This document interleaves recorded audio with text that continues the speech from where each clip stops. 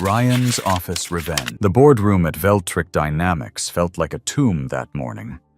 Floor-to-ceiling windows overlooked the San Jose skyline, but all eyes were glued to the massive screen at the front, where my life's work was about to be destroyed. Ashley Morgan stood there, in her crisp navy blazer, blonde hair perfectly styled, gesturing confidently at the animated display of robotic arms and conveyor belts. My 18 months of sleepless nights, my breakthrough algorithm, my predictive maintenance system, all of it dancing across that screen while she took credit for every line of code. I'm Richard Stone, by the way. 49 years old, been doing this AI work for 2 decades. Divorced dad with 2 kids who count on me. Mason's a college senior at UC Davis. Taylor's finishing up high school. And right then, sitting in the back row watching this woman destroy everything I'd built, I knew exactly what was about to happen next. My phone buzzed against my leg. Text from an unknown number. "This really your work?" "We need to talk." The name showed Sophia Bennett, our CTO. My heart skipped, but not from fear. Someone finally saw through Ashley's act. I leaned back in my chair and checked the clock on the wall. 12 minutes until the live demo.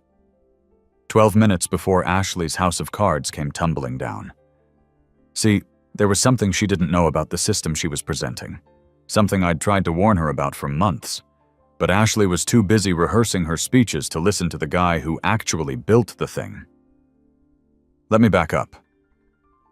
18 months ago, I was just another senior architect grinding away in the Veltric Tech Lab. The place hummed with servers and cooling fans 24/7. I'd sit there surrounded by monitors showing production data from our biggest clients: Ford, GM, Boeing. Charts and graphs and endless streams of failure reports. Same story every time. Their automated systems worked fine until something went wrong. Then everything stopped. Human managers had to step in, figure out what broke, manually restart everything. Cost these companies millions in downtime. That's when it hit me. What if the AI could see problems coming? Not just follow the rules we programmed, but actually learn to spot trouble before it happened. A system that could fix itself, reroute around problems, keep the production lines running no matter what. I spent 3 weeks sketching out the concept, then sent it to Lucas Reed, our CEO, and Sophia Bennett. Within 24 hours, they called me into the executive conference room. "This could revolutionize industrial automation," Lucas said, tapping his pen on my proposal. "If you can deliver a working prototype in 18 months, we'll give you whatever you need." Whatever I needed turned out to be 4 junior engineers and Ryan Walsh, a kid fresh out of Stanford with more enthusiasm than sense. But I didn't care. After 20 years at this company, I finally had my shot. That's when Ashley showed up. Transferred from McKinsey with an MBA and a mandate to bring fresh thinking to engineering operations. She appeared at my desk one Tuesday morning with that consultant smile. "I'd love to help translate your technical vision into business impact," she said. "We'll make a great team." I was so focused on the code, I barely noticed her. Big mistake. Within a week, she was sitting in every project meeting. Within a month, she was speaking for the team. By month 3, I started getting emails with subject lines like, "Ashley Morgan leads Breakthrough AI Initiative." My name got buried in the CC line like I was some junior developer. The breaking point came 6 months in. We'd just cracked the hardest problem, getting the system to apply lessons from one factory to completely different operations. Transfer learning, they call it. Watching the AI adapt between a car plant and a pharmaceutical facility was like watching magic. I scheduled a demo for Lucas and Sophia the next morning. Got there early, laptop ready. Ashley was already in the conference room, iPad open, like she owned the place. "Hope you don't mind," she said. "Just wanted to stay current on our project." "Our project?" That phrase hit me like a punch. I started the presentation, but before I could explain the breakthrough, Ashley jumped in. "We've developed a way for the AI to learn across different industrial environments," she said, gesturing at my slides. "This cross-platform adaptation will be huge for scalability." There it was again. That afternoon, a company-wide email hit my inbox. Ashley Morgan spearheads revolutionary AI development. There was a photo of her in the lab, leaning over a workstation I'd configured. My monitors, my code visible in the background. My name wasn't mentioned anywhere. That night I started copying everything. Every commit log, every email, every design document. Saved it all to a secure drive. I'd been naive, thinking talent and hard work mattered. But in corporate America, perception trumps reality. And right then, Ashley was winning the perception game. Over the next year, I watched myself disappear from my own project. Meeting invitations stopped coming. Strategy sessions got marked leadership only. My name got moved from lead developer to technical consultant in the project docs. Ashley brought in her own team, young MBAs who spoke her language of synergy and paradigm shifts, but couldn't debug a Hello World program. The worst part wasn't the credit theft. It was watching my creation get butchered by people who didn't understand it. Ashley's team kept pushing for flashier demos instead of thorough testing. They wanted impressive graphics over solid algorithms. Every week, I'd submit bug reports and stress test results that got filed under nice to have improvements. My home life started suffering too. Mason called from college one evening, worried about tuition for his senior year. "Dad, you sound stressed. Everything okay at work?" I couldn't tell my 21-year-old son that his old man was getting pushed out by someone half his age with an MBA and no real skills. Instead, I said everything was fine and transferred another $1,000 to his account, money I couldn't really afford to lose. Taylor noticed too. At 17, she was sharper than both her brother and me combined. "You're working late every night, but you seem miserable," she said over dinner one weekend. "What's going on? How do you explain corporate politics to a teenager? How do you tell your daughter that sometimes, no matter how hard you work or how good you are at your job, someone can just walk in and take everything you've built?" 3 months ago, the final insult arrived. I was working late in my apartment, debugging some edge cases in the failure prediction algorithm, when I stumbled across something that made my blood run cold. Ashley had filed a patent application for predictive industrial automation systems, listed herself as the primary inventor. Me? I was listed as a contributing engineer. After 18 months of 70-hour weeks, I sat there staring at that patent filing, feeling something shift inside me. The hurt burned away, replaced by something colder, sharper. I wasn't going to fight this through HR or legal channels. Ashley wanted to build her career on my work? Fine. But she was going to do it without understanding what she'd stolen. See, there was a flaw in the system. A big one. When raw materials dropped below 40% of normal levels, which happened more often than you'd think in real manufacturing, the algorithm tried to recalculate too many variables at once. Instead of adapting, it locked up. I'd documented this months ago, recommended stress testing, suggested fixes. Ashley brushed it off. Edge cases, she called them. We'll address those in version 2. But today wasn't version 2. Today was the live demo for our biggest potential client, Ford's new electric vehicle plant. $50 million contract, national press coverage, Ashley's moment to shine. The irony wasn't lost on me. Ford had specifically asked for stress testing scenarios because their supply chains were still recovering from pandemic disruptions. Material shortages were their biggest fear. And here was Ashley, about to demonstrate a system that would crash the moment it encountered exactly that problem. I'd spent the last week watching her prep, ignoring every testing protocol I'd suggested. She was too busy memorizing her talking points about revolutionary efficiency gains to worry about silly things like system stability. Her team had built a beautiful presentation full of glossy animations and impressive projections, but they'd skipped the boring part where you actually make sure the software works under pressure.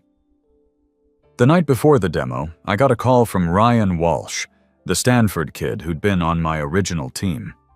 He'd been reassigned to legacy system maintenance, corporate speak for being sidelined. "Richard, I'm worried about tomorrow," he said. "I ran some tests on the demo scenarios, and there's a problem. If they simulate any supply disruption above 35%, the whole system freezes." "Did you tell Ashley?" I tried. She said the demo scenarios were locked, and they didn't have time for hypothetical concerns.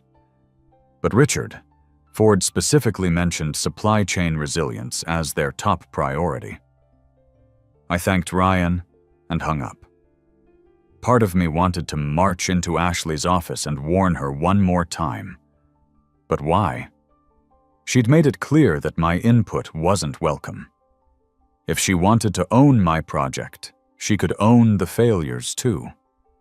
That night, I opened my laptop and did something I'd been avoiding for months. I started building my own version of the system from scratch. Not using any Veltric resources, not touching any code that could be claimed as company property. Just me, my 20 years of experience, and the knowledge of exactly what needed to be fixed. I called it Stone Systems Predictive Analytics. Clean code, robust architecture, and most importantly, proper handling of edge cases that Ashley's team thought were too boring to address. Back in the boardroom, Ashley clicked to her final slide. "Projected efficiency improvements of 15–20% in year 1, she announced. "Cost savings of $12 million annually for a facility this size." The Ford executives nodded. Phones came out to snap photos. Lucas Reed leaned forward with interest, while Sophia Bennett took notes. Ashley basked in the attention while I checked the clock again. 2 minutes until the live demonstration. My phone buzzed. Another text from Sophia. "Something feels off about this whole presentation. Too polished, not enough technical depth." I typed back, "Wait 2 minutes. You'll see everything you need to know." Ashley turned to the massive screen behind her. "Now, let me show you our system in action," she said, her voice ringing with confidence. "We've prepared a comprehensive simulation that demonstrates how our AI handles real-world manufacturing challenges." The demo interface loaded, showing a detailed 3D model of an automotive assembly line. Robotic arms moved in perfect coordination, conveyor belts adjusted speeds automatically, and streams of data flowed across side panels showing efficiency metrics in real time. For the first 5 minutes, it looked absolutely flawless. The demo started smoothly. Ashley's voice rang with confidence as the simulation showed robotic arms moving in perfect coordination, conveyor belts adjusting speeds, the AI seamlessly managing a complex automotive assembly line. The Ford executives leaned forward, clearly impressed by the slick presentation. "As you can see," Ashley said, gesturing to the flowing data streams, "our predictive maintenance system anticipates bottlenecks before they occur, automatically rerouting resources to maintain optimal efficiency. Everything looked perfect. Too perfect. I knew what was coming." Then the first red warning appeared in the corner of the screen. A small alert about supply chain disruption.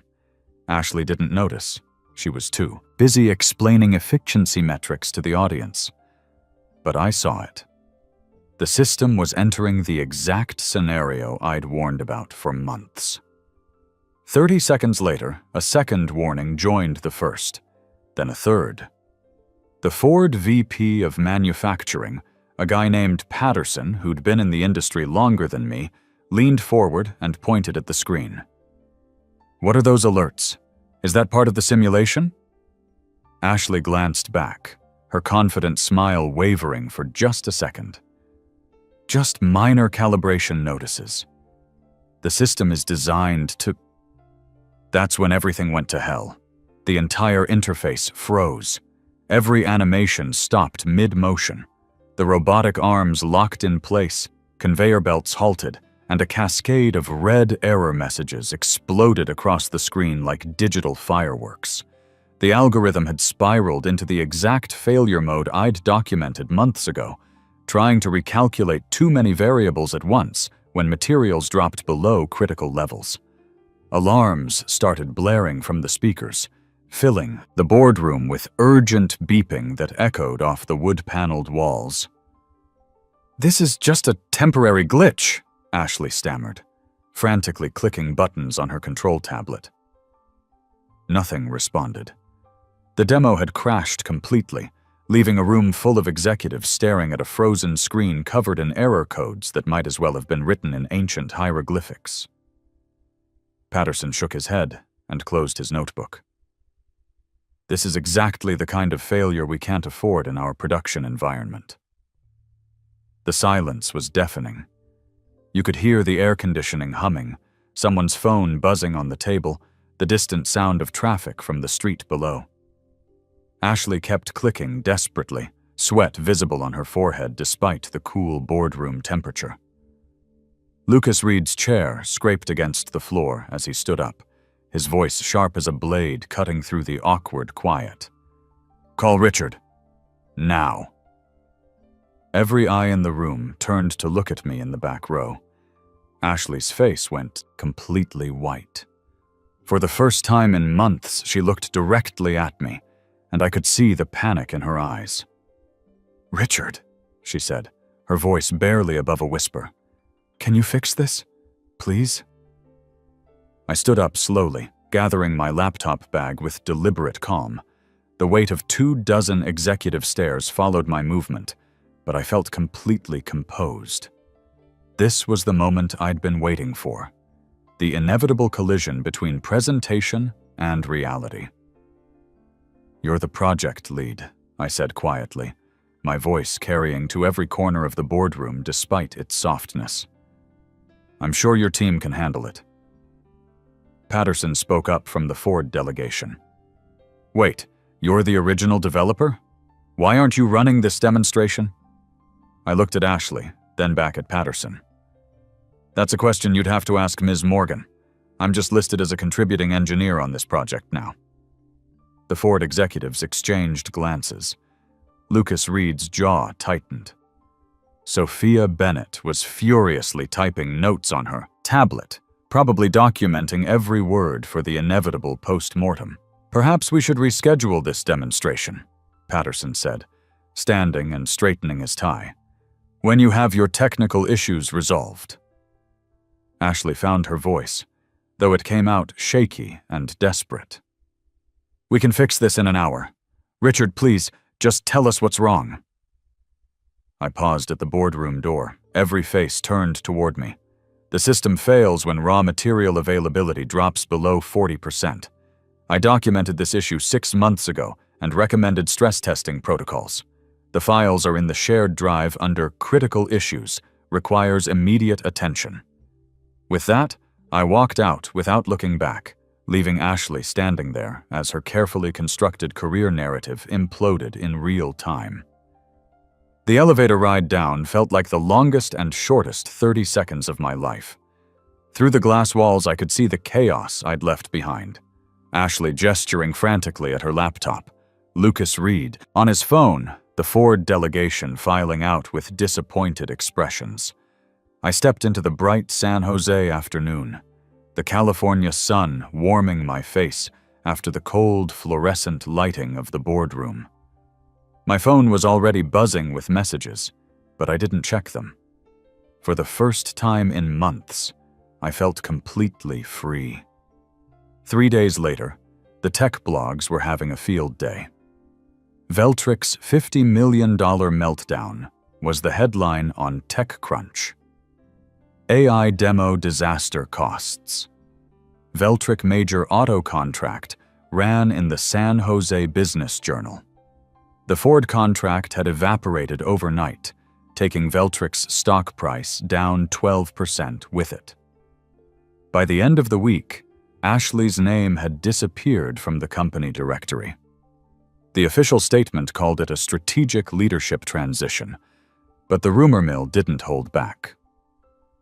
She'd been escorted out after an internal review revealed how little she actually understood about the system she'd claimed to lead. I didn't feel vindicated. I felt tired. 20 years at a company, and it all ended with a crashed demo and a corporate reshuffling that would be forgotten in 6 months.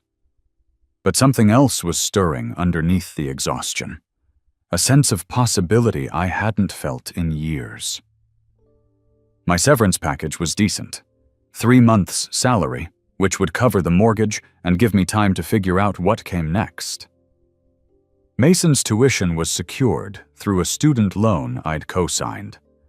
Taylor would be fine until I got back on my feet. The real question was, what did a 49-year-old engineer do when his corporate career imploded? In Silicon Valley, that was often the beginning of the best part of the story. That question got answered sooner than I expected. 2 weeks after leaving Veltrick, I was sitting in my home office staring at my laptop screen when the phone rang. Unknown number, but I recognized the voice immediately. "Richard? This is Patterson from Ford. I hope you don't mind me calling directly." I definitely didn't mind. "What can I do for you?" "Look, we were impressed with your technical knowledge during that unfortunate demonstration. We're still looking for a predictive maintenance solution, and frankly, you seem to understand our needs better than anyone else in that room. Would you be interested in consulting for us?" 3 months later, Stone Systems was officially in business. I'd rented a small office in downtown San Jose, nothing fancy, but it was mine. The first Ford contract was worth $800,000 for a pilot implementation. Not bad for a 49-year-old legacy thinker. The work was exactly what I'd hoped for. No corporate politics, no MBA buzzword presentations, just solving real problems for real money. I rebuilt the predictive maintenance system from scratch, fixing every flaw that Ashley's team had ignored. When materials ran low, my version adapted gracefully. When equipment showed early warning signs, it rerouted production automatically. When unexpected disruptions hit, the system kept running. Ford's pilot program ran for 6 months without a single critical failure. Their downtime dropped 23%, maintenance costs fell 18%, and overall efficiency improved exactly as I'd projected, 15 to 20%, not the inflated numbers Ashley used to promise. The success at Ford opened other doors. GM called about their truck plants. Boeing wanted to discuss aerospace applications. Within a year, Stone Systems had 6 employees and contracts worth over $3.2 million. Mason graduated from UC Davis with a degree in mechanical engineering. No student loans, thanks to the consulting income. At his graduation party, he pulled me aside. "Dad, I'm proud of you for starting over. It couldn't have been easy at your age." At my age. The kid meant it as a compliment, but it hit me how much my life had changed. A year ago, I was worried about age discrimination and forced obsolescence. Now I was running my own company, and clients were seeking me out specifically for my experience. Taylor got into Stanford early, admission, her first choice.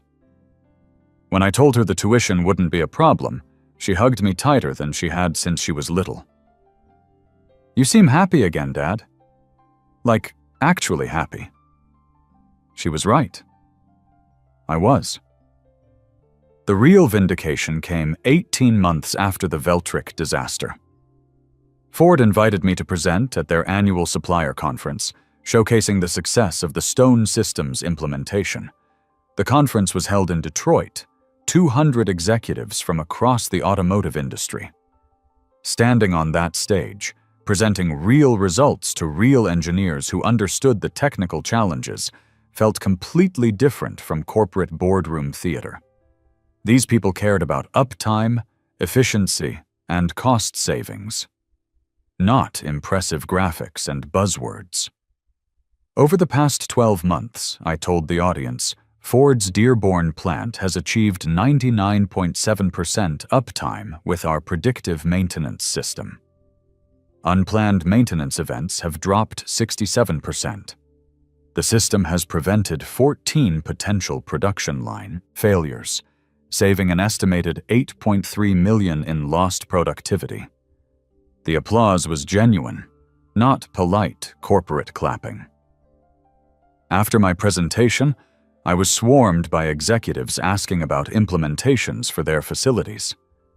That's when I saw her. Ashley Morgan was standing near the back of the auditorium, holding a tablet with some small startup's logo on the case. She looked smaller than I remembered, less polished. The confident corporate sheen had been replaced by something more tentative. She approached me after most of the crowd had dispersed, walking slowly like she wasn't sure she was welcome. "Congratulations," she said quietly, avoiding eye contact at first. "I heard about your success. The Ford results are impressive." "Thank you." She shifted uncomfortably. "I wanted to say something about what happened at Veltrick. I know I made mistakes. I didn't understand what I was taking credit for." I studied her face. The arrogance was gone, replaced by something that looked like genuine regret. "The most important thing I learned wasn't about coding," I said finally. "It was understanding the difference between looking successful and being successful." She nodded, almost grateful for the honest response. "I understand that now. Too late, but I understand it." We stood there for a moment in awkward silence, the noise of the conference continuing around us. Then she extended her hand. "I hope you continue to do well, Richard. You deserved better than what happened." I shook her hand. "Good luck with whatever you're working on now." She walked away, disappearing back into the crowd of engineers and executives.